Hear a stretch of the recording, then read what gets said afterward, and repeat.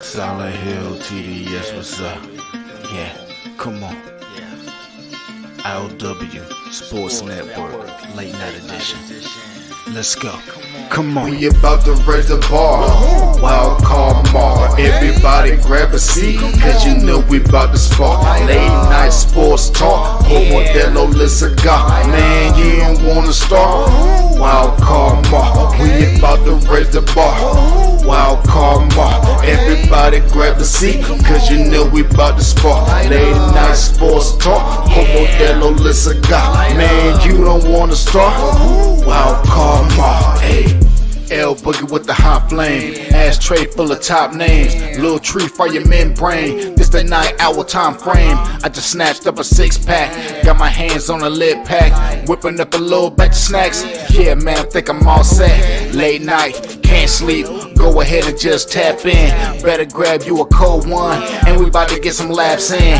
Wild card on the microphone, he'll hit you with a couple flurries. Y'all need to just strap in for some entertainment sports commentary. We about to raise the bar. Wild card mark. Everybody grab a seat, cause you know we about to spark. Late night sports talk. Modelo Le Cigar. Man, you don't wanna start.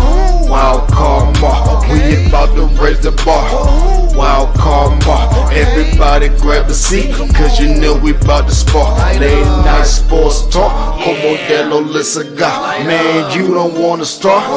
Wild card mark. Hey. Wild card mark. Wild card mark. I.O.W. Late night sports. Wild card mark. Wild card mark. I.O.W. Late night sports. Wild card mark. Wild card mark. I.O.W. Late night sports. Wild card mark. Wild card mark. I.O.W. Late night sports. Hey. Give me a second, let me light up real quick. Ladies and gentlemen, boys and girls, people of all ages, welcome to the I.O.W. Sports Late Night Hour Edition, hosted by Mr. Modelo himself. You already know the name by now. You know what I'm saying? Wild Card Mark. You already know the vibe. Pull up, let's go. We about to raise the bar. Wild card mark.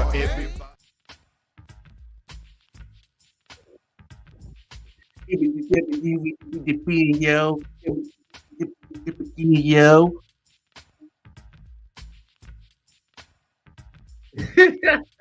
What's up? What's up? What's up? What's up? It's your boy Wildcard Mar. Y'all know me. I'm geeked up, so I'm just doing my little busting rounds. Put all your hand on my oxy. Straight butt wide in the place to be. Y'all know the deal. Because I'm happy to be here. I'm happy to be alive. Happy to be here podcasting, talking sports with y'all, the viewers, the listeners. And y'all know the deal is to catch the Wild Karma and the I.O.W. Sports crew. Catch us on all these social media platforms under below. Catch us on Facebook, Instagram, and most importantly, YouTube, where you can catch all the content that we got dropping, all at the handle of I.O.W. Sports Network. And then, of course, catch us on Twitter at I.O.W. Sports 1. And if you just want audio, you can catch us anywhere you get your podcast needs. From all the way to Spotify, Anchor, Google, Apple Podcasts, all them places. Yes, you can catch I.O.W. Sports by audio. Yeah.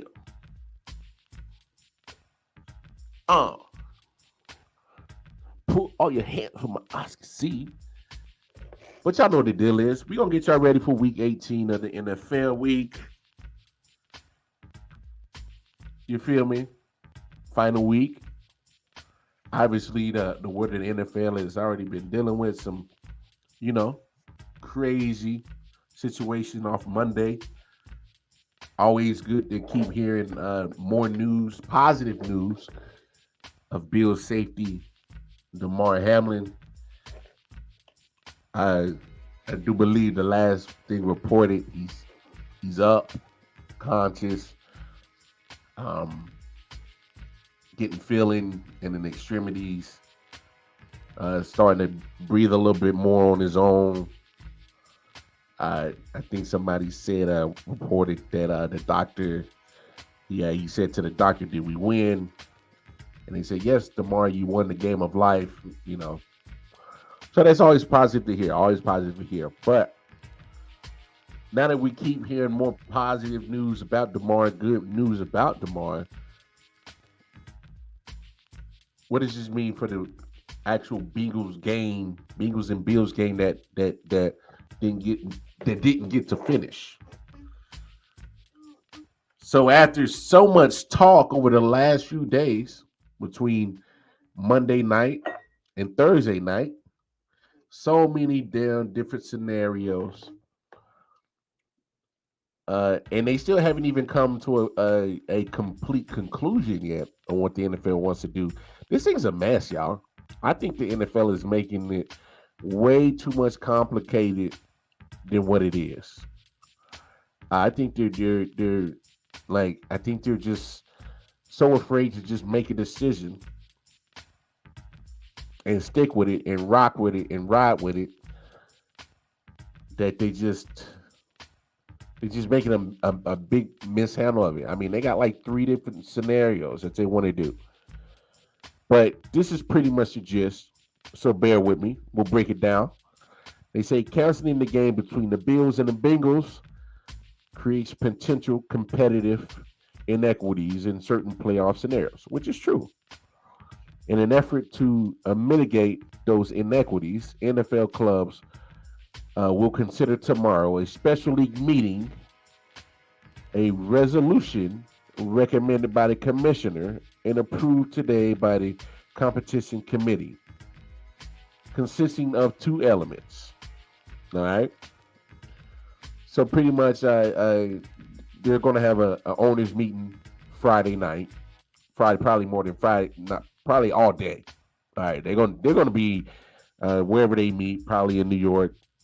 Have all the owners come in because they got to figure this situation out. And the reason why you bring all owners in is because hopefully that this situation never happens again, or the reason why we're having these scheduled conflicts. Obviously, hopefully, we're not getting any more young men uh, catching cardiac arrest on the field. Hopefully, we don't have to see that again. But I think all owners are there just in the case of what if there's a weather situation, uh, maybe another pandemic. Who knows? But either way, if there's something that's going to cause uh, scheduling conflict this late into the season, especially with a lot of um, you know things that are need to be cemented, as in who's going to be the number one seed in the AFC. You feel me? Uh, yeah, Ravens got hosts. I believe you. I believe you. They're kind of really not giving the Ravens a chance to make a conscious effort to get the NFC North crown. I'm with you. I'm with you, JC. I'm with you. I don't understand how because the NFC North isn't determined.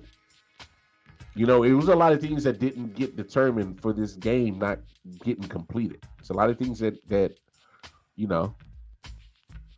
So here it is. Here's the one element. The AFC Championship game will be played at a neutral site if the participating teams played an unequal number of games, and both could have been the number one seed and hosted the game had all AFC clubs played a full 17 game regular season.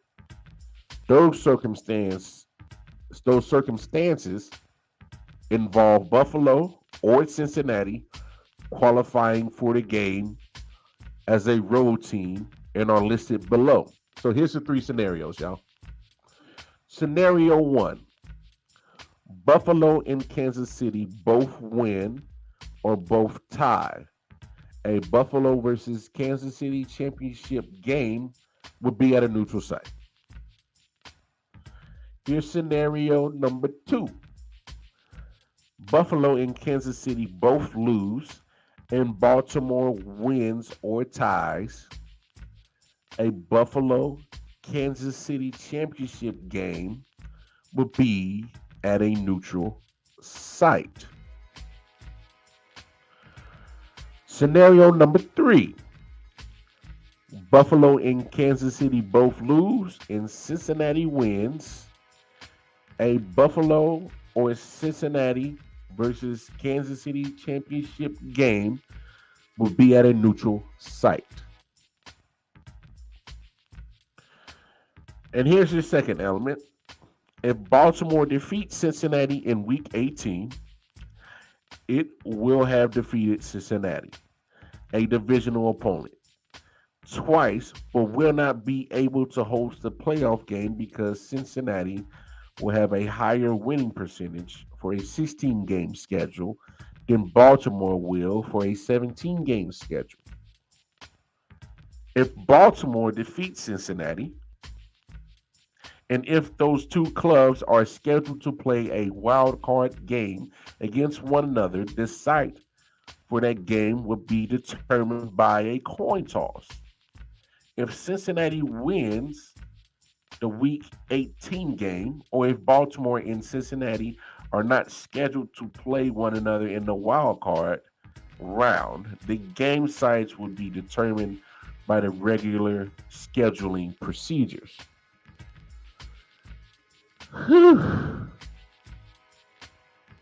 This none of this makes sense. This is what I'm saying. The NFL is literally doing too much with this damn scenario. Simplify it. Kiss it. Keep it simple, stupid. Come on. What are we doing, NFL?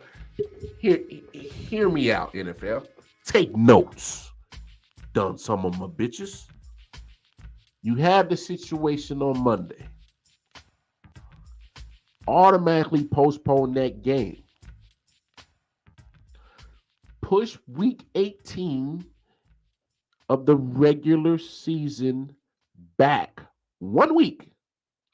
And yes, that pushes your playoff back by 1 week. It's okay. Week 17 of the Buffalo Bills and Cincinnati Bengals games gets concluded a week from Monday. So when the situation happened on Monday, you automatically postpone it. You say we're going to schedule that game a week out. That concludes week 17. You come back Saturday, begins at week 18. You got Chiefs. You got Raiders. But just instead of doing it on January 8th, all you do is just move it back to January 15th. So everybody who was playing on January 8th, that Sunday, just move them to the 15th. The Chiefs Raiders, who was supposed to continue on week 18 this Saturday, push them back the week to January 14th. Titans Jags, move them to January 14th. It was literally that simple. I just solved your problem right there. You can't tell me that the Bills and the Bengals would not have been ready to play and finish that game a week from this past Monday. Put them on and finish week 17. You can't tell me they wouldn't have been ready. They'd have been ready. If they don't want to go to Cincinnati, then y'all figure that shit out, whether y'all want to go to a neutral site or not. I get it. What you saw here on the same field on Monday night, do you want to go back? I don't know. That's up to you, but you finish the game.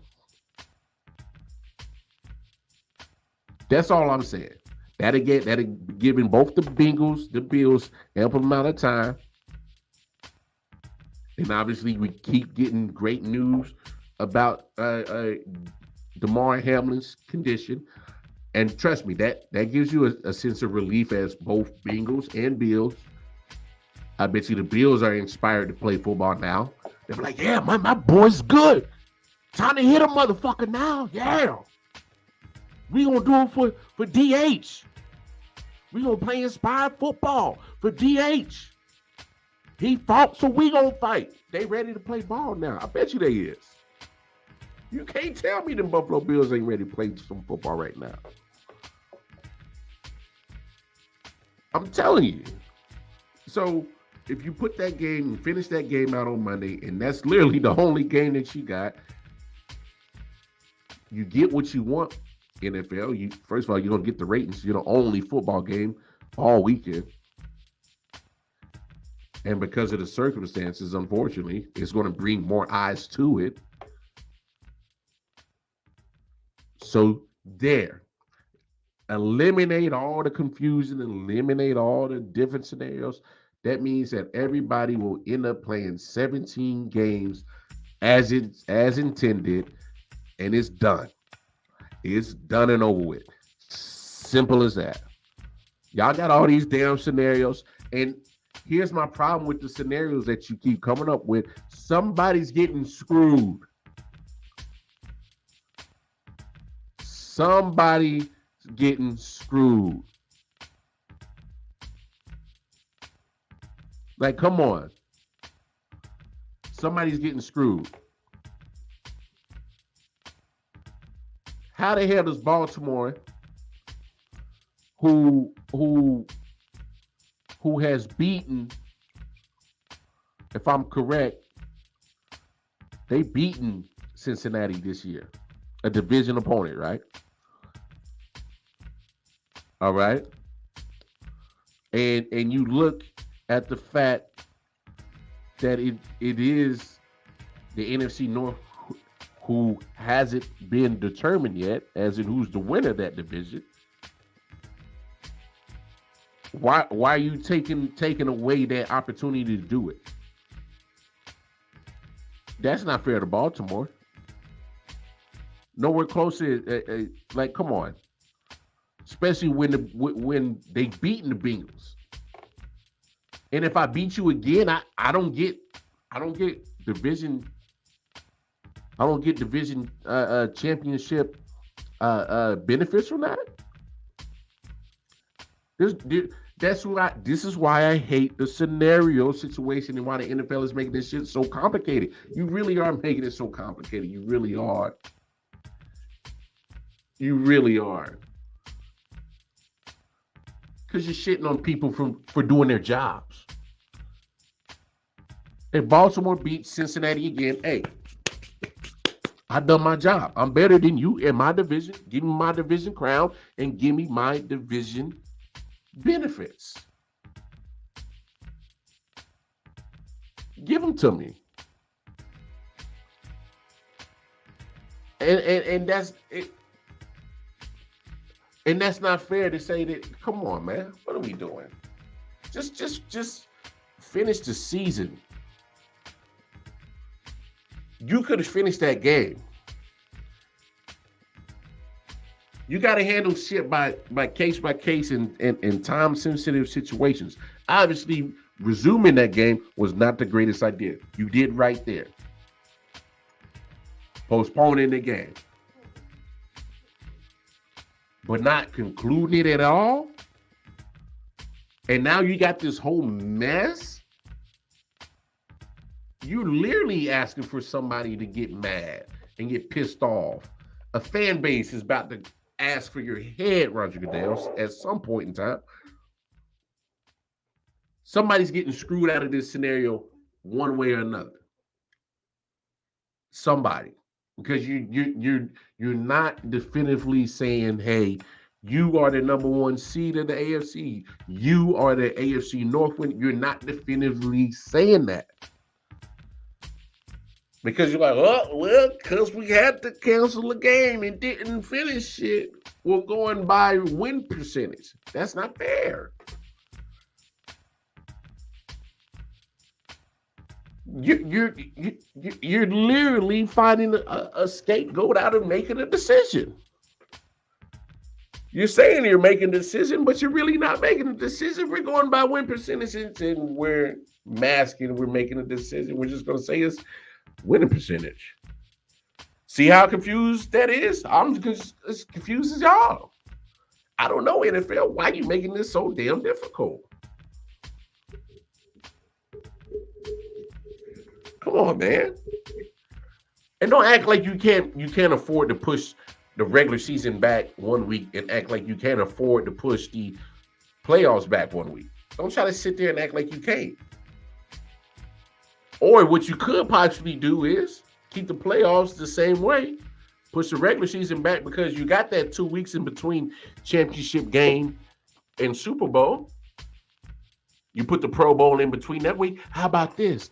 Since y'all ain't playing football no more for the Pro Bowl, take that 1 week out and make it all media week. Do the NFL honors on Friday night. Do your damn dog and pony show of a flag football game on Saturday. No. Switch that. Friday night, put your little flag football Pro Bowl on there with the skills competition. Saturday night, do NFL honors. Drop your Hall of Fame names. And then Sunday, have the big Super Bowl. Be done. You don't skip a beat. You don't mess up with your calendar. And you make it an NFL week. Make it about the NFL. You can do your Super Bowl media on Monday. Do your whatever on Tuesday, whatever on Wednesday, whatever on Thursday. Pro Bowl flag crap on Friday. NFL honors, Hall of Fame finalists Saturday. Sunday, the Big Daddy. And then go on into the off season. How is it y'all got jokers in your front office? Y'all pay thousands of dollars a year to try to come up with scenarios, and I just fixed y'all problem in a matter of 22 minutes on my podcast. Why don't y'all give me some bread, NFL? I can fix a lot of problems for you, you stupid sons of bitches. I just fixed your problem. In that way, you definitively have a winner to the AFC North. You have a definitive number 1 seed to the AFC. Nobody gets screwed. Nobody gets hoodwinked, bamboozled, shafted. Nobody gets shitted on. NFL, you still make money. You're still going to create your ratings. Still going to generate your popularity. Still won't miss a beat. And you get to benefit all. Get to benefit from all. There's some losers in a lot of things. NFL is not the loser. You still gonna make all the money. You still gonna get everything you want. I just fixed your problem. Hey, matter of fact, I'm about to stop giving y'all all my problems, or start fixing y'all problems until I start seeing some checks. Because y'all literally made this whole scenario and this whole situation just too over the top, and y'all really still ain't even come up with an answer because y'all about to have an owners meeting on Friday to really 100% come up with what y'all gonna do. The only thing y'all definitively said is we're not finishing that game, which is a shame because I think you still could have found a way to finish that game and alleviate all this shit.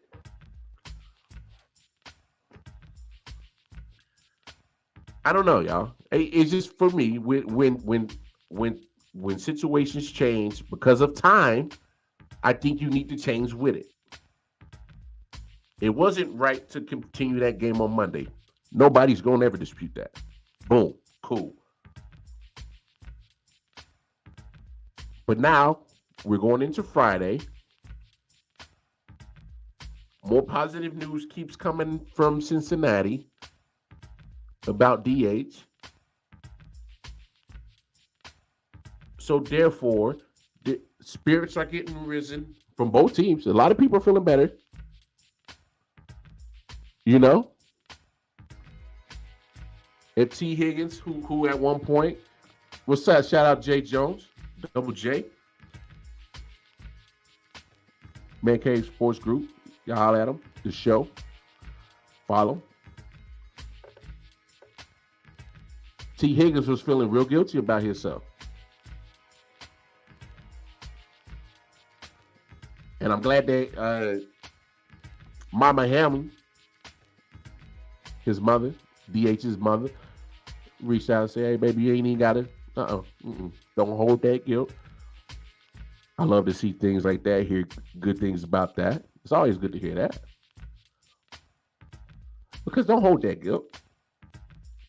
You play football, he play football. Every football player that makes it to the NFL level, they understand the risk. They understand the risk reward, the risk and the reward of doing that as an occupation. By the way, we got to remember this is an occupation, y'all. It's a job. So, I mean, they know. So I'm glad his mother reached out and was like, no, baby, don't hold that guilt. Don't hold that.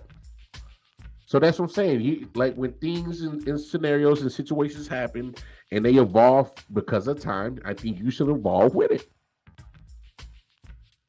But now that you coming up with and now definitively saying we're not going to post that, we're not going to continue that game, you are literally putting yourself in a corner in a situation, and I don't understand it. And plus, y'all know me. I'm not saying it's just because my squad could be affected by this. I'm not liking the Chiefs. I'm not. If I'm a gambler, I'm not touching that Chiefs Raiders game on Saturday. I'm not touching it because the NFL benefits from the Chiefs losing. Because the Chiefs lose, all this shit is mute. It don't even matter. Because even if the Bills lose and the Bengals win, it's not going to put Kansas City at number one by winning percentage. So the NFL they are praying and hoping, please, Kansas City lose. Please lose. Please take us off the hook of trying to explain this shit and try to come up with an actual definitive answer to all this shit. Please lose, Kansas City. I'm telling you, I'm not touching that game if I was a bet. Don't touch it. Don't touch it. Don't touch it. Don't touch it. Because in a situation where the NFL is in a situation where their back is against the wall, I'm telling you now, look at the line. Kansas City -9.5. Touch it if you want to. Did you not see how the damn Raiders just played with Stidham against the 49ers, took them in overtime? Did y'all not see that? In my opinion, San Francisco is a more complete team than Kansas City. Obviously, there's a discrepancy between Brock Purdy and Patrick Mahomes. Duh, no doubt. But if I'm a bettor, I'm not touching this game. It's in Vegas. The home of betting? And you want Kansas City to cover that spread? Knowing that the NFL needs them to lose? To absolve them for all this mess by canceling the game? I'm not touching that game. I'm gladly putting my little $5 back in my wallet. That bitch going to the gas tank today, baby. I got 5 on it. That's I sure ain't got it on this game.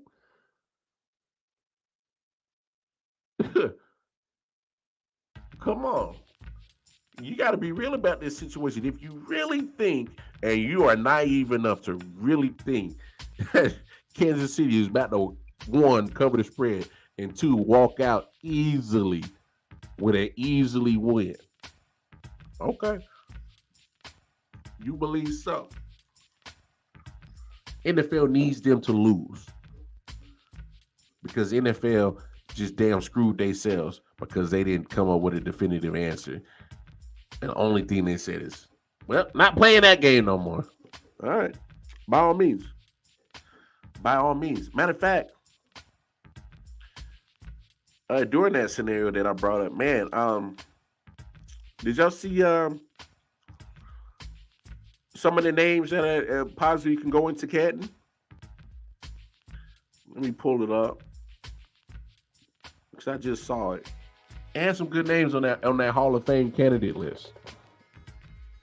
They had some guys. I'm like, man, what's taking them so long to get into the NFL? Or Canton? I'm sorry. Like there's here. First of all, let's start with how they get people into the Hall of Fame. And I've heard many Hall of Famers say this, that there needs to be more, more levels to the Hall of Fame. Because matter of fact, Prime Deion Sanders said one time, damn, they just let everybody in the Hall of Fame. He said it needs to be a Hall of Fame, and there needs to be a hall inside the Hall of Fame, as in it needs to be levels to this shit. Because some people,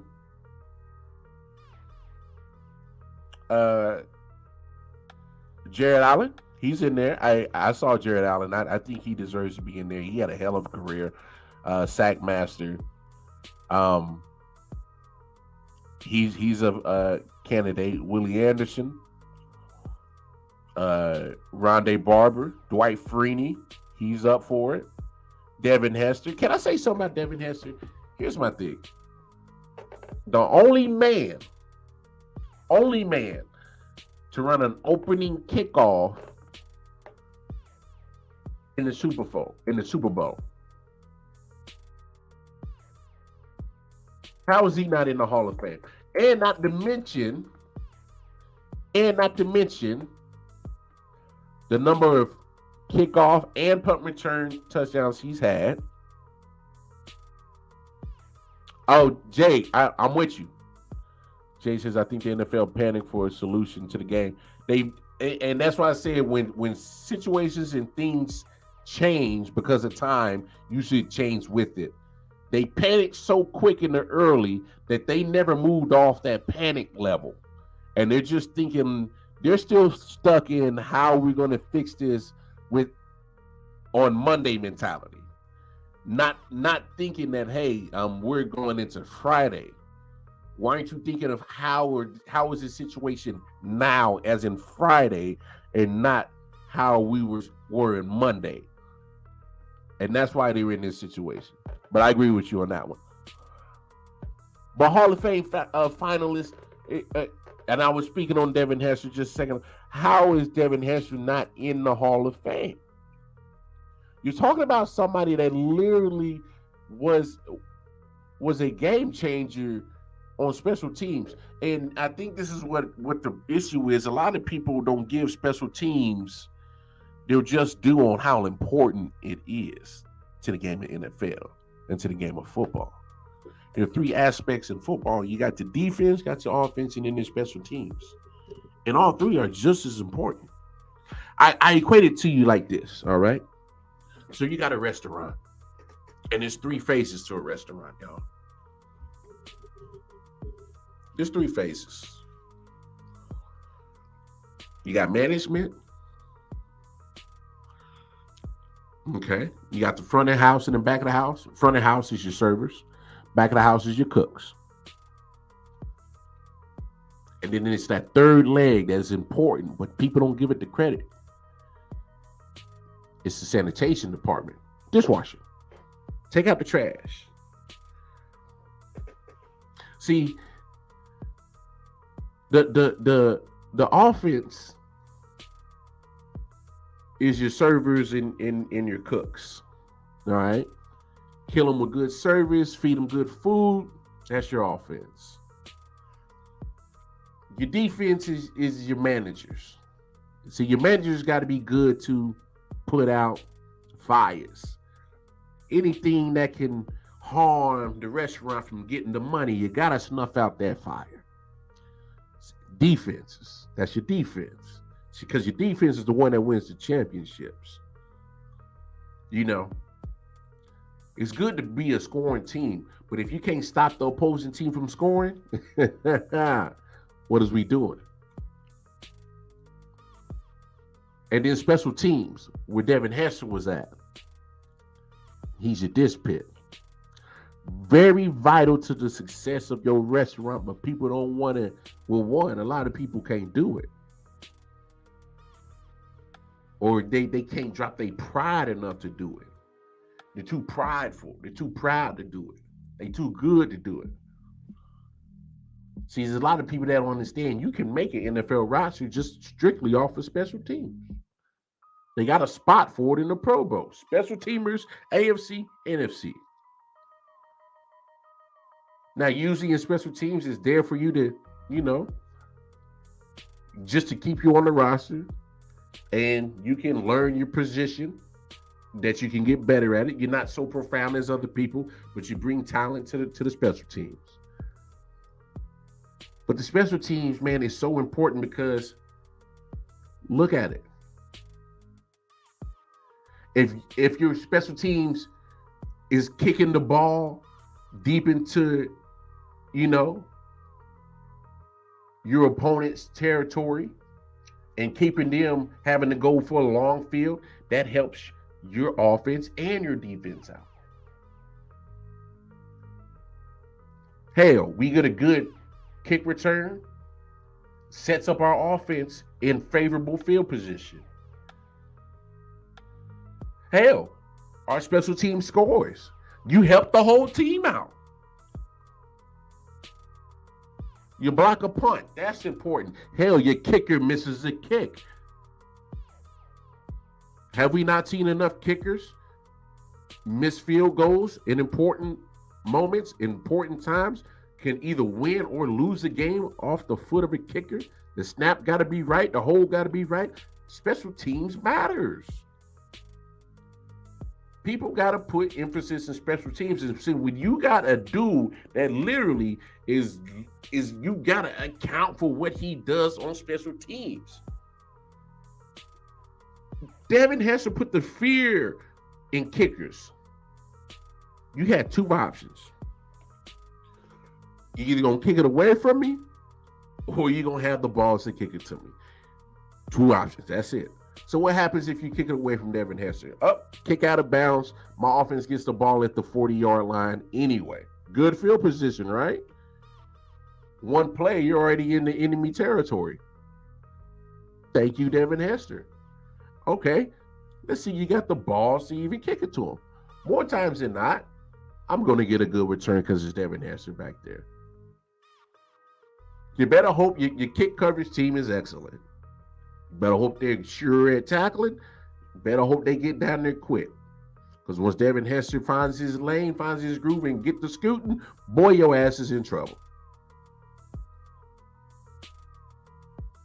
So when you got a person that's literally that significant to special teams, and it wasn't just 1 year, it was his whole career in the NFL that he was that dangerous and that accounted for on special teams, how the hell is he not in the Hall of Fame? He affected literally a whole portion of the game. He affected the special teams part of the game, which in tunes affects your offense and your defense. It's crazy that he's not in the Hall of Fame, and it'd be crazy if you don't put him in there. Put him in there. He changes the game like that. Snap of a finger, he changes the game. And he did it literally for probably a decade plus. I don't know the length of his career, but I know he stuck around for a while. And he was just as dangerous and accounted for from his rookie year until the day he decided to hang up the cleats. Devin Hester belongs in the Hall of Fame. I hope you get it in there sooner rather than later. Because he deserves to be in there, without a doubt. All right, who else? Torrey Holt, Part of the greatest show on turf. Sure-handed receiver, hell of receptions. Put him in there. What are we doing? Albert Lewis. I know about Albert Lewis, former Kansas City Chief. Great cornerback. Hey, I'm not against putting him in there. Put him in there. Joe Thomas, left tackle for the Cleveland Browns. Hey, man was durable as hell. And he was dominant. He was dominant. And he played in the from 07 to 2017. You're talking about that whole boom of pass offense.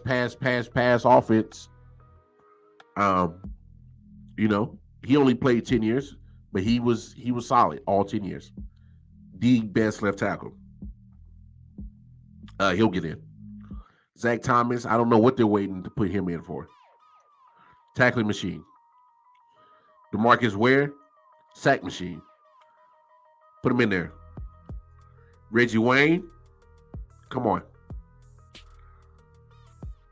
Come on. We talk about Reggie Wayne? Put him in there. What are we doing?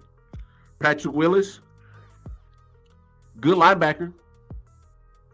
I only played about 8 years. I don't know if they'll put that on harm him for that.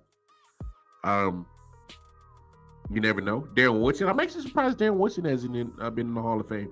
Maybe his numbers isn't there, but he was definitely part of a good Dallas team in the early 90s that dominated, and he was part of that. So surprised that he isn't in there yet. Darrelle Revis. Look, Darrelle Revis is going to be in there. And the reason why you put Darrelle Revis in is because, let's be honest, you didn't see anything like prime or as close to dominance of prime until you saw Darrelle Revis. I know the run long. You're talking about maybe 4 or 5 years. But overall, whole body of work. I mean, Darrelle Revis was that guy, man. You want him to shut down a number one wide receiver? You want to show if you were a bad receiver. How much can you get on that island, that Revis Island? How much can you get?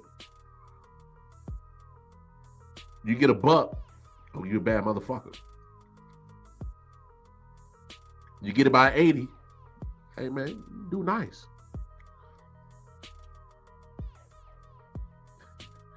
One a lot of cats eating on Revis Island now. So he'll get in. Because not a lot of cats was eating on Primetime Island.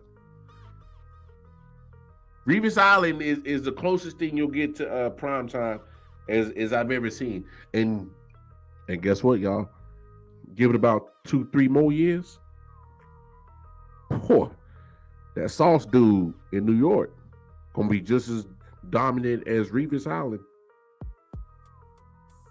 It's gonna be just as dominant as Revis Island. But yeah, Revis definitely gets in. I'm curious what they're gonna do with Andre Johnson, because I like Andre Johnson, wide receiver, former played for the Texans. From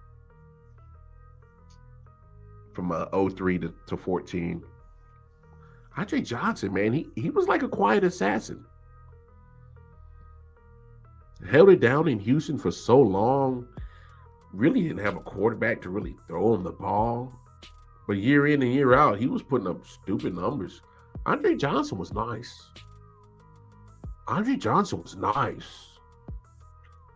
Complete silent assassin. The only time you saw really him show emotions was when him and Cortland Finnegan got into it, because Finnegan got on his damn nerves. And he said enough was enough. And he was like, nah, damn it, we about to scrap, right? Chill. That's about as much noise he ever made. Andre Johnson was a quiet dude. All he did was put up numbers, man. That's all he did was put up numbers. And had no quarterback. I mean, literally, had no quarterback. You talking about when he had David Carr, y'all. Like, for real. David Carr. People like David Carr. Matt Shaw.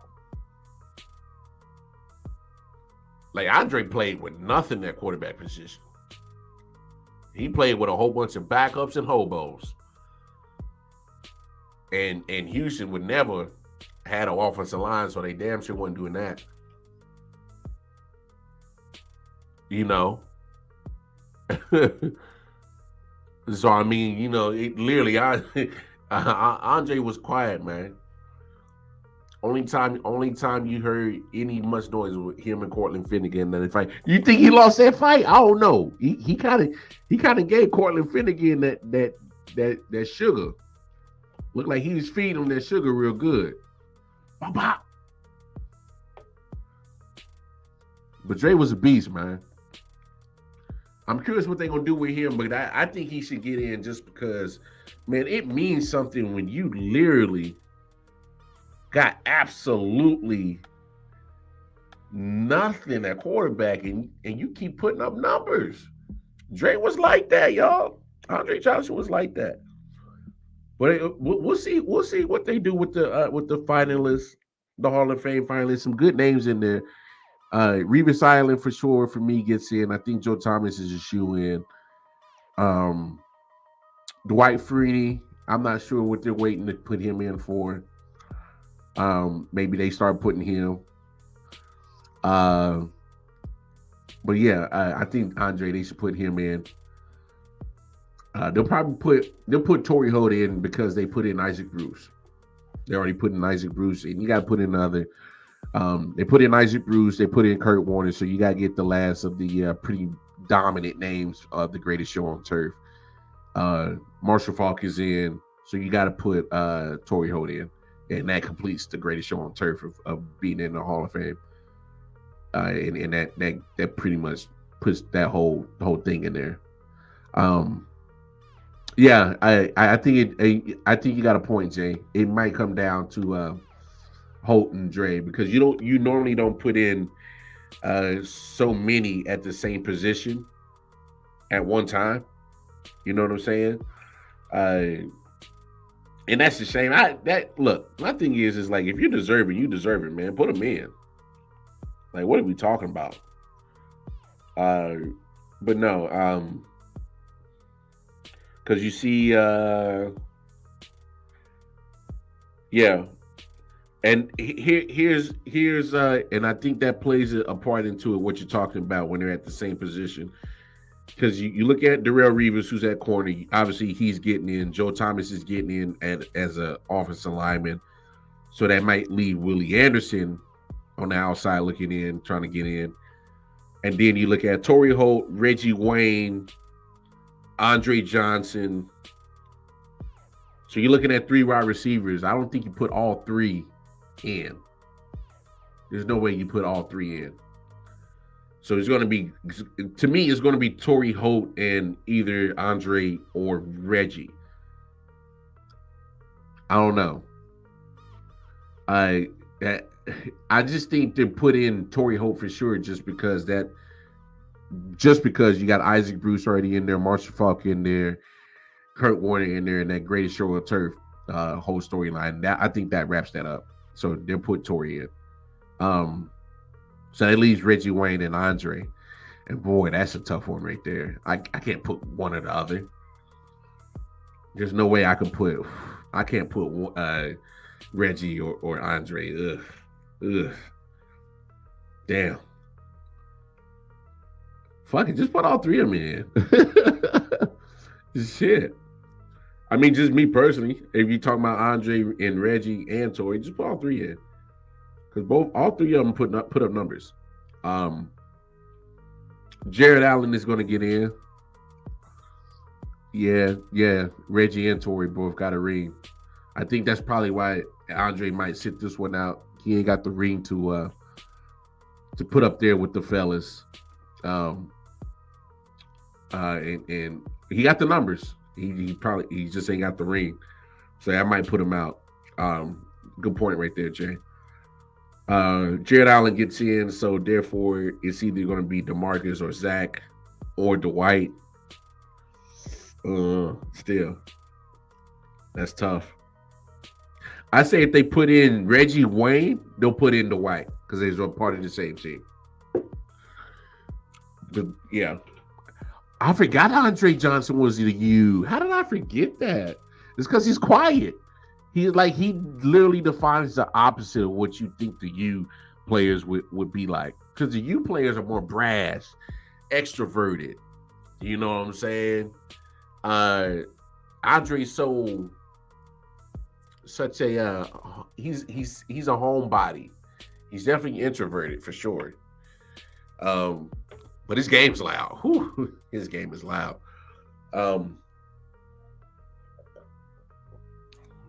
don't know. We'll see. We'll see what they do with this. I mean, they got some good names on this list, on this candidate list, man. There's going to be some guys who's going to unfortunately have to wait next year and probably years after that. I mean, they got some dope names on here. I mean, again, Darrell Revis, Joe Thomas, Willie Anderson, Torrey Holt, Reggie Wayne, Devin Hester, Andre Johnson, Jared Allen, DeMarcus Ware, Zach Thomas, Dwight Freeney, Albert Lewis, Rondé Barber, Patrick Willis, Darren Woodson. I mean, this is long. This is a long list of some good candidates, and man, I hate to be part of that committee to try to figure out who to put in here. I wouldn't want to do it because you got to leave somebody out. Because we can't put all y'all in there because we ain't got time for y'all Hall of Fame speeches to be 20 minutes apiece. We be there all damn day. Ain't got it. I ain't got it built in me, pimp. Anyway, but no, we'll see what they do with the Hall of Fame finalists. But look, we got to finish the regular season first. Week 18. Week 18, obviously, the dark cloud of what happened Monday is slowly passing through the NFL atmosphere. But we're not forgetting about DH, obviously. Great progress is good. But, man, obviously, you already spoke about the Chiefs-Raiders situation. Don't touch that game if you're better. Titans and Jaguars. Damn, Jay. Man, you here, man. I hate to say it, man. Y'all shot yourselves in the foot, man. Not having a quarterback is what doomed y'all. Ryan Tannehill got hurt, went down. Let me say this real quick. I don't like the way Mike Vrabel's been kind of dealing with Malik Willis. I don't like the way he's been kind of coming at him because, like, in preseason he kind of downplayed his talents. You know what I'm saying? Just the way he kind of talks about him. He kind of talks about him as if Malik Willis ain't shit and ain't gonna be shit. And I might be reading too much into it. It's just, I don't know. I'm just thinking as a coach, you gotta, when you're out there in the media, you should be the first person to, find a way to, yeah, my quarterback has flaws, but say it in a manner that don't seem so, I don't know, so arrogant and standoffish, as if you've accomplished something as a great coach already, and Malik Willis should be proud that he's on your roster. I don't know. I just don't like the way Vrabel's been kind of coming at Malik Willis. Like, don't sit there and harp on your man's deficiencies. Why don't you help him out and try to, accentuate what he does well? Malik Willis is a great athlete. I mean, are you not a good enough coach to use an athlete? Find a way to accentuate what Malik Willis does well? I mean, y'all been running a lot of RPOs with Ryan Tannehill. Because Ryan Tannehill is more than your typical quarterback. He's more athletic than a Tom Brady. Then I would say Ryan Tannehill is a little bit more expensive than Daniel Jones. Because if you don't pay attention to Ryan Tannehill in the running game, he will run past you. And he will good red zone threat. I've seen it tons of times from him. Especially when Derrick Henry gets going. They think Derrick Henry's about to run all over them for 300 yards. I mean, he'll probably end up the day with 200, but Ryan Tannehill's gonna chip in 50 to 60 yards. Maybe throwing 1 or 2 touchdowns because he snuck a couple of in the red zone. But I mean, I just think, like, come on, man. Like, Malik Willis is young. He's a rookie. He's, he played at Liberty. Liberty ain't playing at SEC schools, Big Ten schools. It ain't the same thing. And my thing is like, stop trying to harp on what he doesn't do well and accentuate what he does do well. He can run your RPO scheme. He's not that far of doing what Ryan Tannehill can do. Is he as a prolific passer of the football like Tannehill? No. But let's not act like Tannehill's like the goddamn Dan Marino or the AFC South. No. But my thing is why don't you rally around homeboy? Once Ryan Tannehill was out, you should have been rallying around Malik Willis. And don't get me wrong, I like Josh Dobbs. But my thing is what's the point if you draft Malik Willis if you're not going to try to advance his skills? Now, don't get me wrong. The appearances that Malik Willis did appear in, shaky. But there were some signs of something that you could help build on. Now let's put that out there. It ain't like Malik Willis put absolute garbage out every play, every time he appeared. No. There were some flashes in there. You be like, let's grab that. Let's work on that. Let's accentuate that. You did this great. Let's keep working on that. Enhance that. Then you can take all this shit that you thought was garbage about him. Hey, this is what you did wrong. This is how you fix it. This is how you correct it. This is how you make it better. That's all you got to do as a coach. But you bring up a good point, Jay. I like what you said right here. Malik decision process is slowing him down, and we ain't got no playmakers, which is true. Malik gonna be nice once we change OCs. Yeah, need an OC. Because you're right. Not having an OC is killing you. It's killing you big time. Because now it's making you predictable. Because the first thing you're going to do is what? Rely on Derrick Henry. Bingo. We know how to beat Tennessee. Got no OC. Got nobody to lead the ship on the offensive side. So guess what they're going to default to? I guess we're just going to default to Derrick Henry. Yeah, you about to see 8 to 9 in the box for 60 minutes, pimp. Beat that. I mean, that's how it is. I mean, that's just what it is. I agree with you. You knew Malik was a project. Have patience. Show him that you got his back. Because that's my thing. I don't think Vrabel did enough, especially in the media, to show that he had his back. Because I felt like he kind of shitted on Malik Willis a couple of times in the media, and I ain't like that. I'm just like, I know you probably didn't want him as a quarterback, but don't shit on homeboy. Like, come on, man. Like, what are we doing? I hate to say it. I think Vrabel's starting to get a little bit stale in Tennessee. Not saying he's on the hot seat, but I am saying you can see signs that he's starting to get stale. And when you usually, you got an OC change, a general manager change, and you already know when a new GM comes in, he might put up with the coach that was there for 1 year, but eventually that general manager is going to want his guy. Happens every year in the NFL. So if I'm Vrabel, man, I would find a way to turn this shit around ASAP before you be the next joker to get a pink slip. Just saying. Just saying. Just saying. That's all I'm saying. Anyway, y'all, we didn't even get it to week 18. I'm thinking about coming on air tomorrow night, Friday night. Maybe we do that. We'll come on air Friday night. Get y'all ready for the weekend. We'll see what happens.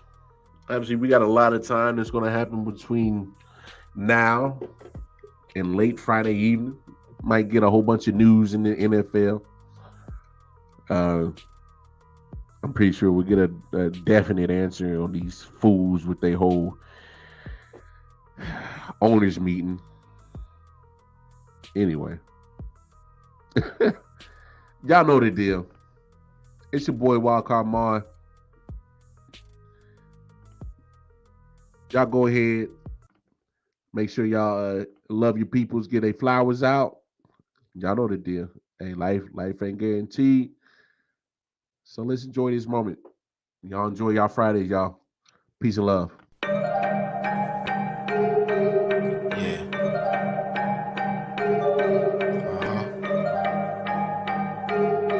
Come on.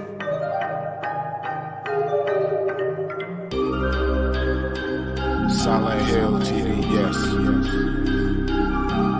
Hitchhikers.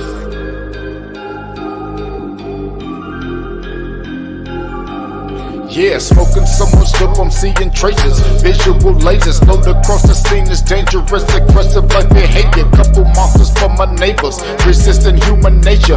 Persistent getting greater, bloodshed like the Terminator. Fire up the green, I need it, increase the dopamine. Feel better, so I kill better, doped up for cocaine. Woman like